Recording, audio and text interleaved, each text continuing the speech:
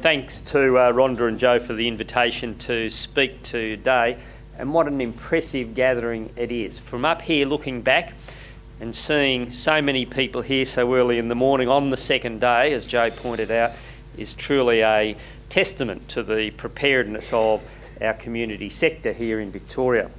I'd also like to welcome Angela Glover-Blackwell, who's come all the way from America to talk to you later. Unfortunately, as I explained to Angela, today is a parliamentary sitting day and I won't be able to stay for her address, but we'll be keen to hear her views and thoughts as to see how they might be applicable to Victoria in particular and Australia generally. And I'd also like to acknowledge former Premier Joan Kirner, who will also be speaking to you later today. At the outset, I'd like to acknowledge the traditional owners of the land on which we're meeting today, the Wurundjeri people of the Kulin Nation, and pay my respects to their elders past and present. What I'm proposing to do in my contribution to you this morning is to spend only a little time, talking about the things that we're doing. But more importantly, I want to share with you some of the questions about the future, some of those questions that I'm currently thinking about at the moment. These are what I believe are the challenges for government, but they are also challenges for you. So I want to put them fairly and squarely on the table and invite you to contribute to the discussion on those in the time ahead. So when I first became Minister for Victorian Communities, I asked my colleague John Thwaites, who was the previous minister, what it was going to be like. John Thwaites said, "It's fantastic. You get to meet such exciting and energetic people." And that's been absolutely true through every day that I've been the Minister for Victorian Communities. Community organisations in Victoria do contain some of the most dedicated people that I've yet to meet. So I'd like to begin really at the outset by thanking all of you for the extraordinary work that you do for the communities that you serve in your local area, and when you put it together, that you serve Victoria generally. The sign, and a great job is done by each and every one of you. The sign of the person on the front of the conference program is holding up a sign which says, "Keep your coins, I want change." Now that really does encapsulate a philosophy that I'm sure that almost everybody here shares. On my side of politics, we deeply believe that the government must have a role in providing support for those who are most in need. But at the same time, there is an equally pressing need for us to think more about fundamental change. Change that focuses on prevention, not just picking up the pieces when things go wrong. And change that opens up opportunities to people who are excluded, who for change is excluded from. 2 years ago, in Victoria, we set up a new course in the way we work with communities to overcome disadvantage. It was change, important change. It was driven by two things. Within government, many of us felt we needed to do more to tackle disadvantage. We also heard that message of tackling disadvantage coming loud and clear from the community sector. So going on about 3 years ago, we received a series of representations from community organisations here in Victoria. Their key argument was that the state government could and should do more to help those who are most disadvantaged. To the government, the most convincing were the people who not only could point to the problems, but also had some well-founded suggestions as to what we could do together. I think Eva Cox made that point in her talk yesterday, that effective advocates talk about solutions as well as the problem. Now we know that the Commonwealth in our system of government here in Australia controls many of the most important levers in combating disadvantage: social security, industrial relations, employment programs, the taxation system.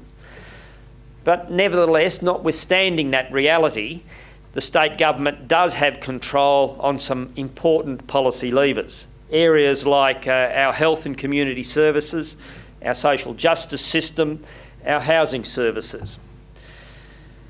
But as well as arguing that we could use those services to help the most disadvantaged, community agencies also made a number of other points when they were raising these issues with us, with the government. Firstly, they said we need to change the way we provide those services. The government needs to change the way we are doing things.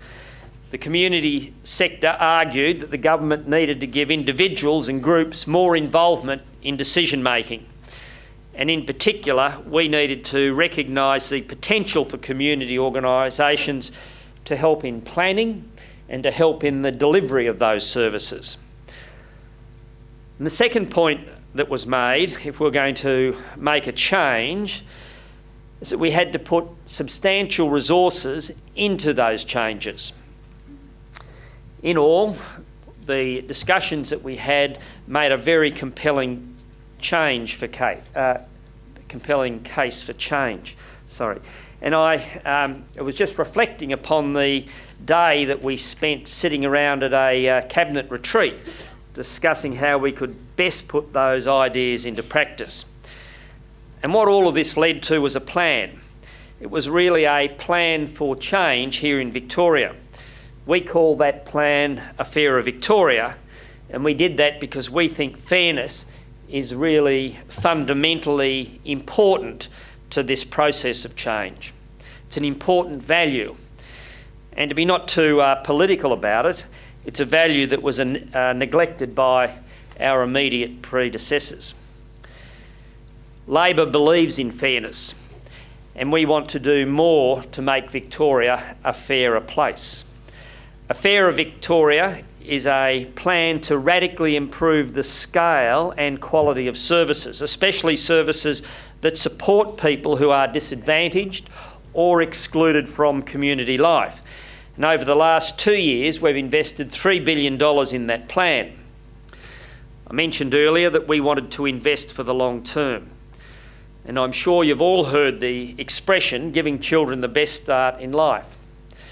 For us, a Fairer Victoria is all about turning words such as these into real action. And that's why we've put $130 million into improving children's services. It's interesting to note that what has been achieved and what we've targeted. Well, in 1995, only about half the children under 6 were fully immunised.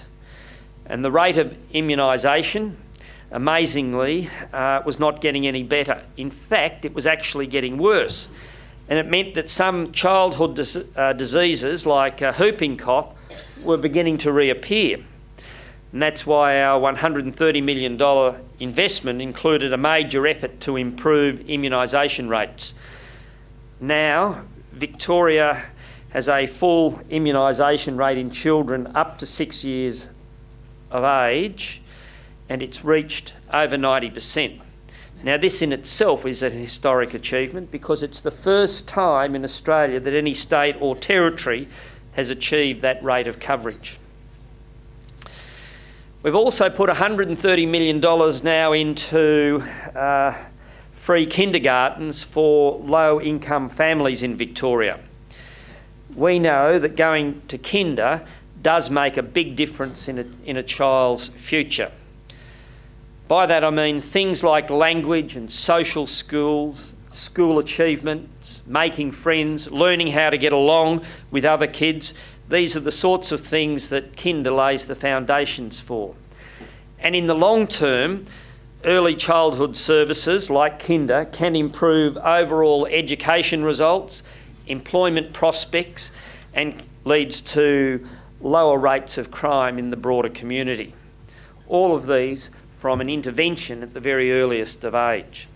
Now, these are just 2 examples of what we achieved through our 3-year investment program in children's services. But in addition to children's services, there are 13 other strategic areas that a Fairer Victoria focuses on. they cover fundamentally important social issues like responding to domestic or family violence more effectively, creating new opportunities for people with a disability. $200 million has been provided for aids, equipment, services and accommodation. We've also increased the support for mental health services, and we've boosted access to public housing. And many of you would be aware of the $500 million that we've put into the biggest ever boost to public and social housing here in Victoria. You'll be pleased, however, to note that I'm not proposing to talk about all of the 14 strategic areas, but in your conference bags you will find a copy of A Fairer Victoria, the 2007 version, and it contains the details of all of the 63 new commitments we made this year in the budget. It outlines how we'll be directing an extra $1.3 billion as a result of the allocations in this year's budget. That's a lot of money, but we do recognise that there's more work to be done. We're proud of those investments, but you will remember that extra investments was only one part of what the community sector was saying to us 2 years ago in that early dialogue. The second element that was raised with us was to get the community more involved in the planning and delivery of services. And that was much more of a challenge, I can tell you.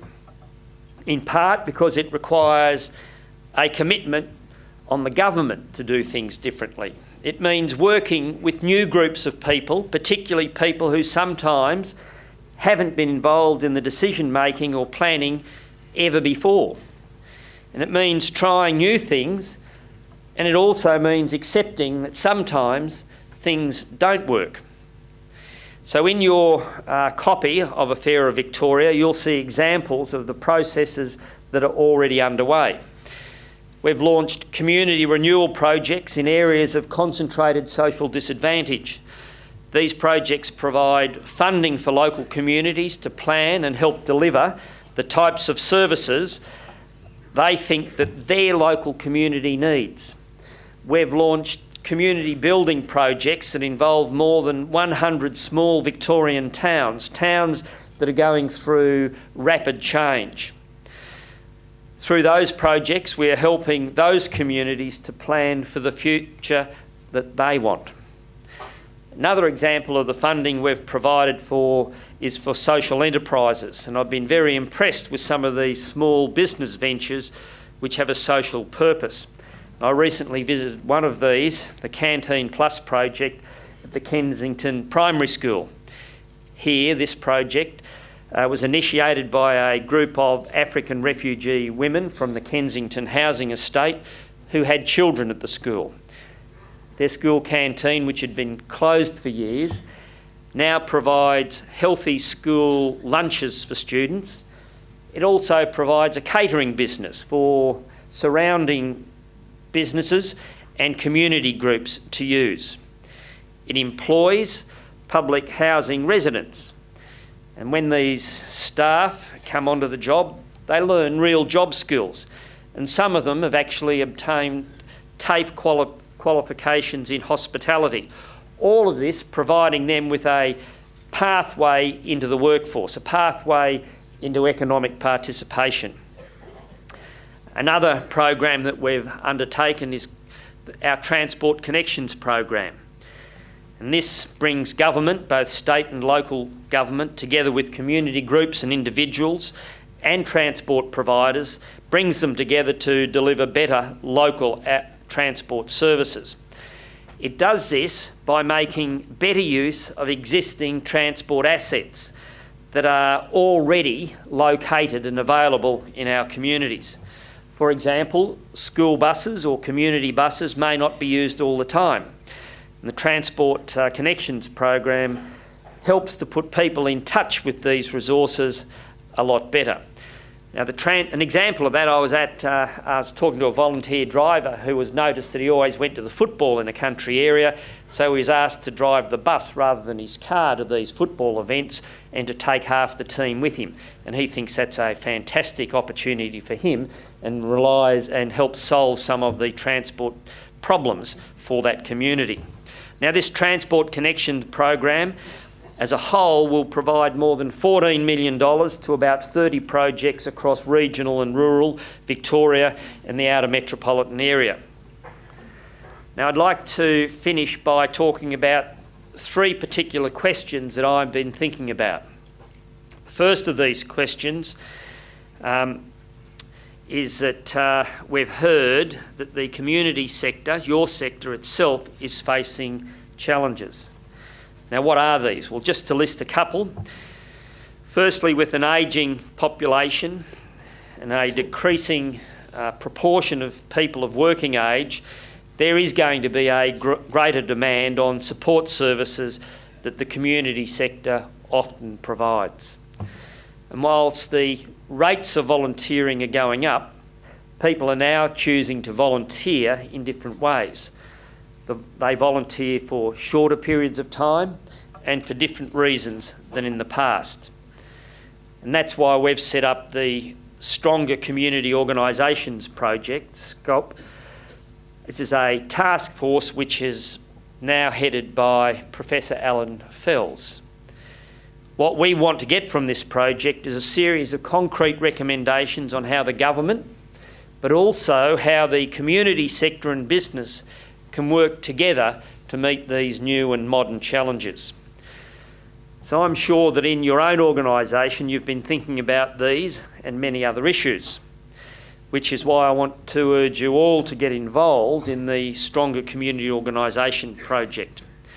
And you can download a discussion paper to help stimulate your thoughts from the department's website. The address is on, conveniently for you, it's on the back of your copy of A Fairer Victoria. The second challenge for us all concerns climate change. It's pretty topical at the moment, particularly if you're the Minister for Energy, as I also am in the Victorian government. Now there is overwhelming acceptance of the need to take urgent action to combat the harmful effects of climate change. And this will include action to reduce our energy consumption and to use energy more efficiently. Now looks like that we'll get a national emissions trading scheme in one form or another, sooner or later, depending on the results of the next federal elections.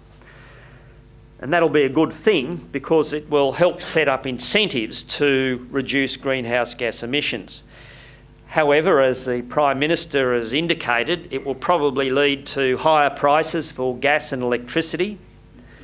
And the question is, how will we protect and compensate people on low incomes from these rises that will come from accepting a price for carbon? And if the federal government gains revenue, which it's likely to, from an emissions trading scheme, what will it be prepared to put into schemes that might be directed towards helping protecting the poorer consumers? We also want to encourage people to make their homes more energy efficient in advance of any price impact of emissions trading. And one initiative from the state government will be the Victorian Energy Efficiency Target. This is a scheme which is currently in its design phase right at this very moment. And it will provide a rebate or an incentive program for being energy efficient in your own home.